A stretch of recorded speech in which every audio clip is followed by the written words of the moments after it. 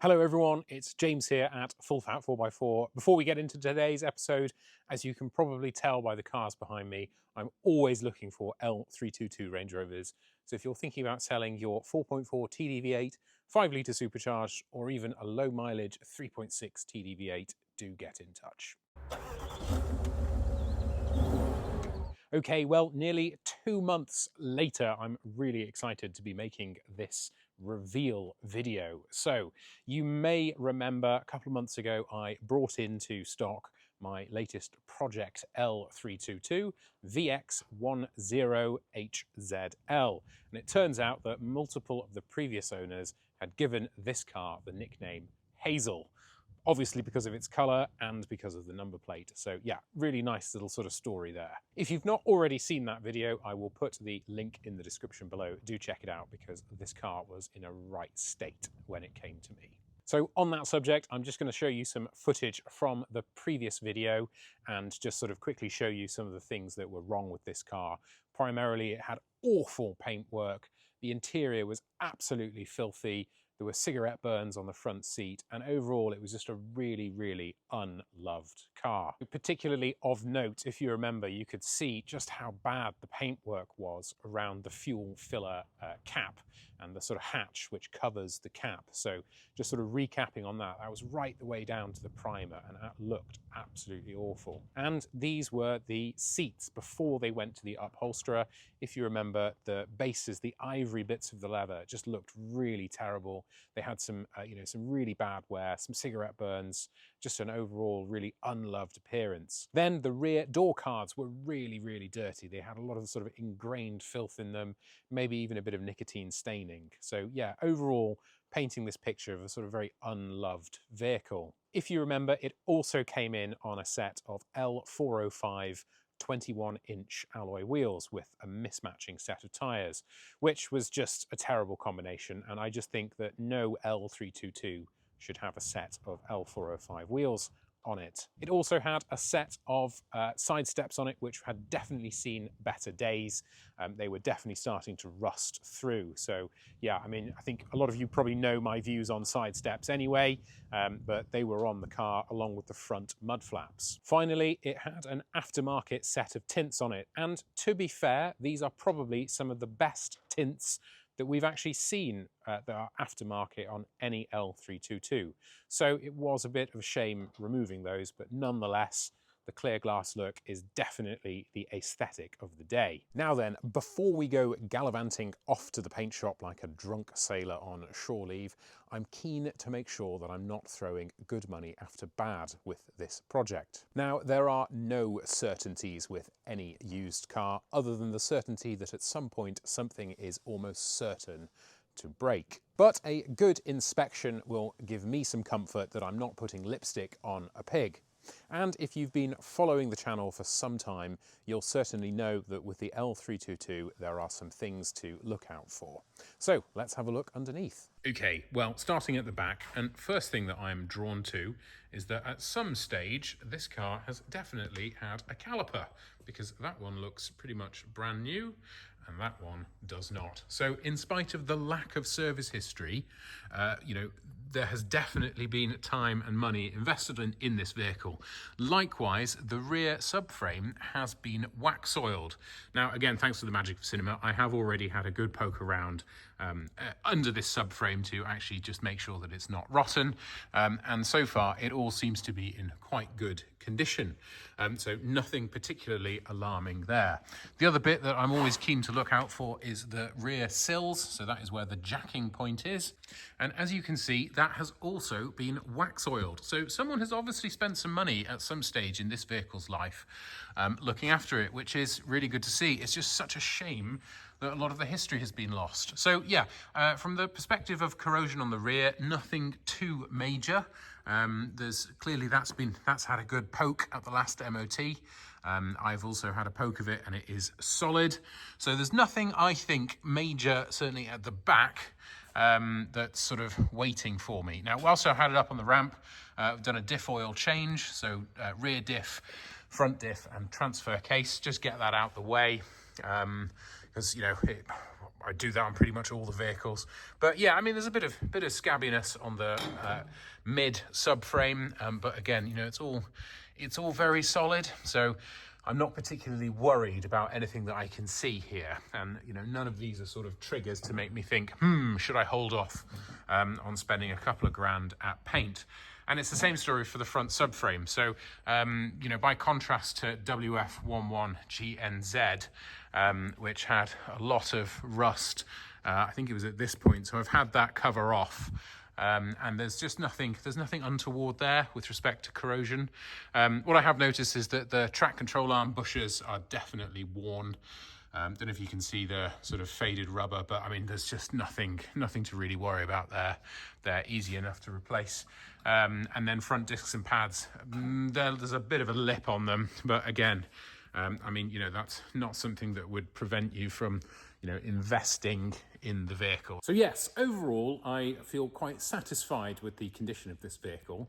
And in spite of the fact that the interior was so mucky, I'm still convinced that there's a good, solid car underneath all this lot, and that it will massively benefit from a complete respray.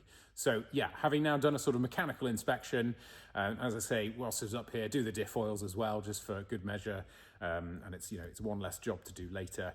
I think this is the green light for paint. Well, I'm over at Car Body in Banbury with my Project L322. Unfortunately, I didn't get a chance to film the respray of this car, but I've come to have a look at it just before the final polish, and it is looking really good.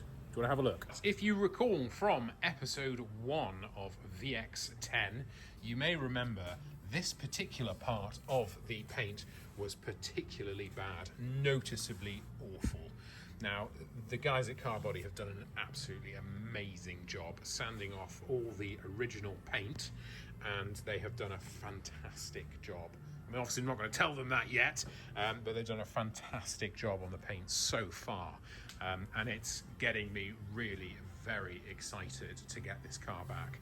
But yeah, basically entirely new paint. Every single panel has been resprayed, basically a full respray, including bumpers. So yeah, really nice paintwork. By the time we get the seats re-upholstered, so if you may recall, there was a cigarette burn in the driver's seat. So by the time we get that re-upholstered, this car is going to be a proper stunner. Yeah, really looking forward to getting this one back. 3, 2, 1, and transformed.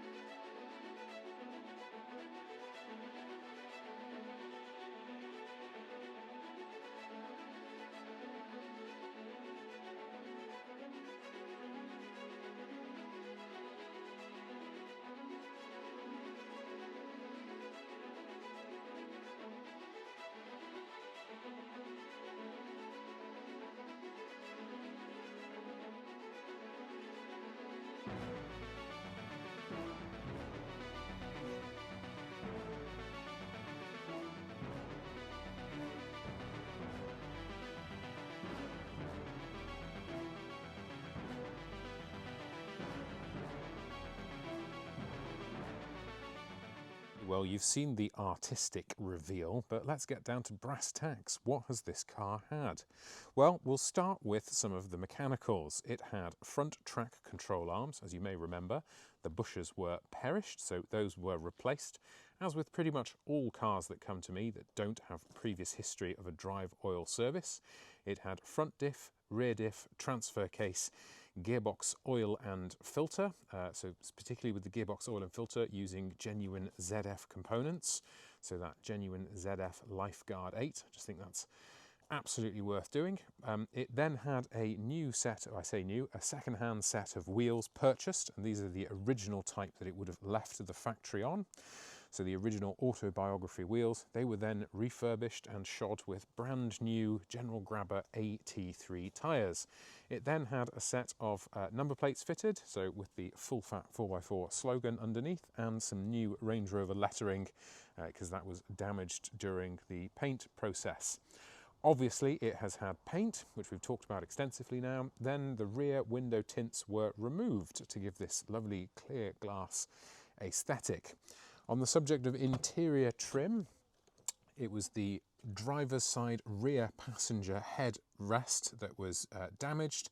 So that was taken to the upholsterer as well as the front seats to be fixed, and then obviously the front seats. And this is where I think the biggest interior change has happened, with that lower leather panel, the ivory piece, having been replaced on both driver's side and passenger side. Now, I probably could have gotten away with replacing just the driver's side panel, but then I think it would have looked really odd inside because it would have had brand new leather on the driver's seat and then sort of used, worn, soiled leather on the passenger seat, which just didn't feel right. So then it had an oil cooler, and we completed the rest of the engine service. So 2 brand new air filters.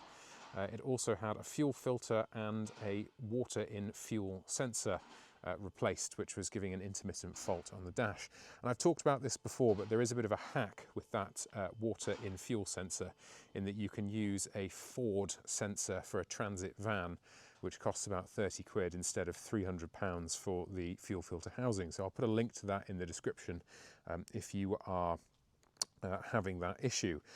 So yes, quite an extensive bit of work done, and yeah, I mean, I've obviously massively blown the budget out of the water. I'm not going to talk about the figures because, frankly, every job is different and it wouldn't be fair to my suppliers who have done this work for me. So, you know, I'm not going to talk about the figures. Suffice to say, I would be very interested to know, what do you think this car is worth? Let me know in the comments below.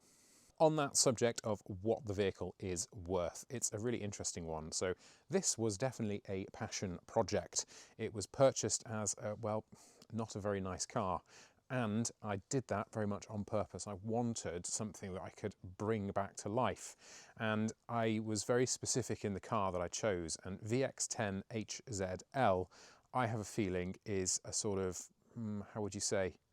It's a special moment in the L322's history. And when I saw it on Auto Trader looking really forlorn and, you know, almost fit for the scrap heap, to be honest with you, I thought that that's a car that really needs to be saved.